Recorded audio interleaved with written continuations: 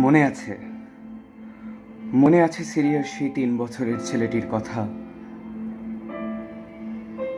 বোমায় ক্ষত বিক্ষত শরীর নিয়ে মরে যাওয়ার আগে সে বলেছিল, আমি আমি ঈশ্বরকে সব বলে দেব।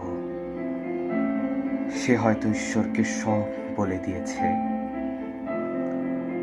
হয়তো বলে দিয়েছে আমাদের পৈশাচিকতার কথা, আমাদের লোভের কথা, আমাদের অসভ্যতার কথা, আমাদের নির্যাতনের কথা।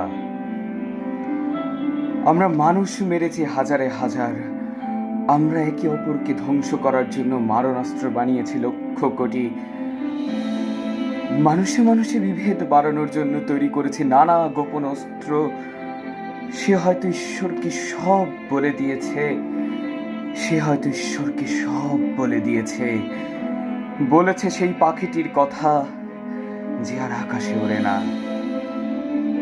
বলেছে বলেছে সেই আকাশের কথা যে একদিন নীল ছিল, বলেছে সেই বাতাসের কথা যে একদিন নির্মল ছিল, বলেছে সেই পৃথিবীর কথা যে একদিন সবার ছিল। এই সবার পৃথিবীকে আমরা ভাগ করেছি ইচ্ছে মতো, ধর্মের নামে, দেশের নামে, ভাষার নামে মানুষকে দূরে সরিয়েছি।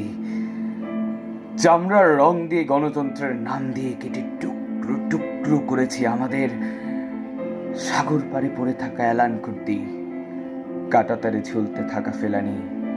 হয়তো সব বলে দিয়েছি ঈশ্বরকে। ঈশ্বর তার পৃথিবী ফেরত চেয়েছেন এবার। তিনি হয়তো শুনেছেন সব অভিযোগ, তিনি হয়তো শুনেছেন প্রকৃতির আর্তনাদ, তিনি হয়তো শুনেছেন সেই পাখিটির কান্না।